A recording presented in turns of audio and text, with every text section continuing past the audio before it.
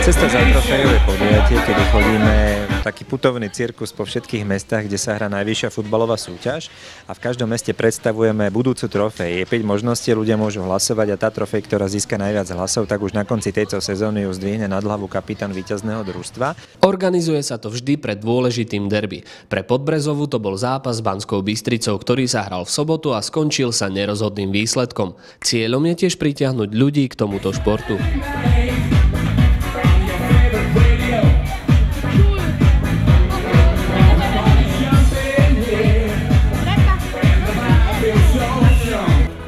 A je tu dáma, ktorá sa volá Alexandra Bartošová. Priblížiť futbalistov ako ľudí z mäsa a kosti fanúšikom a zároveň tých fanúšikov v oveľa väčšom množstve príjmeť k tomu, aby prišli potom do hľadiska. Potrebujeme pozdvihnúť aj ten futbal na vyššiu úroveň na Slovensku, takže to je taká lepšia propagácia, takže súhlasím s tým.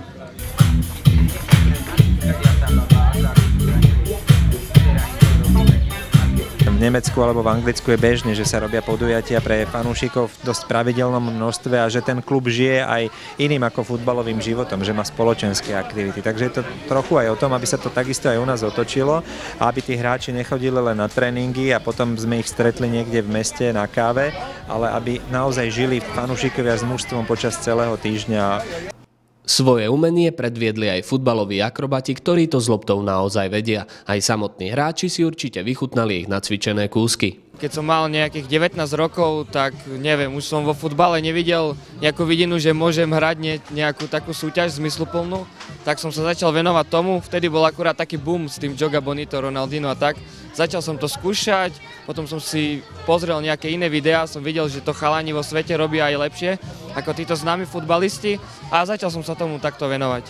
Začiatky boli také, že trénoval som aj 5-6 hodín denne.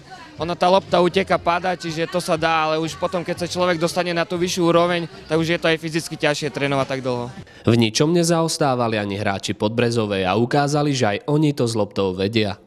Lepší Argentínčan ako Messi, aspoň v Podbrezovej. Privítame Pavla Budia!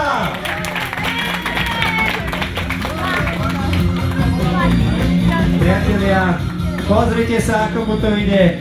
Zajtra nenastúpi Pavlo, ale jeden z freestylerov a Pavlo bude chodiť trávnikov aj v Lige majstrov. Tak chceme to teraz vidieť tu v Dresne. Super! Výborne, ide to, šlape to. Pozrite sa, ako to chlapcom ide. Pán tréner, vy ste na tom ako, čo sa týka žonglovania? Nie? Je zorganizovaná super a určite je to dobré aj pre fanúšikov, že mohli sa s nami takto stretnúť osobne bližšie ako na tribúnach, keby boli. Porozprávať, po prípade povedať svoje názory na nás a možno aj na hru.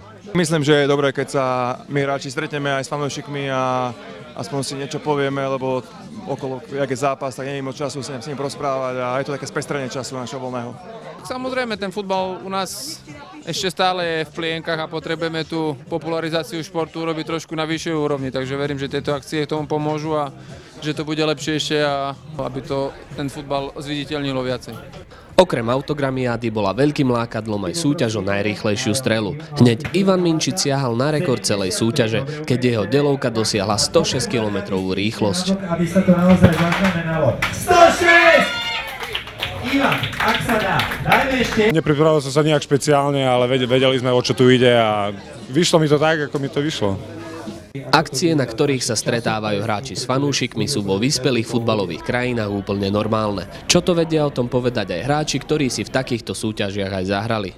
Tak tam to je bežná vec už na začiatku sezóny, keďže je prezentácia klubu a s fanúšikmi sa to pravidelne robí, takže je to taká normálna vec. Som rád, že konečne čo si sa robí aj tu. Verím, že táto tradícia sa nejakým spôsobom zachová a naopak ešte, že sa nejakým aj skultúrni, aj tá úroveň bude aj návštevnosť väčšia, aj divákov.